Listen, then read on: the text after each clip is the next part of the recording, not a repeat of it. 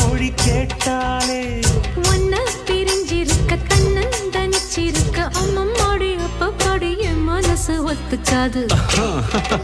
செந்தூர பாண்டிக்கு ஒரு சோடி கிளி கூ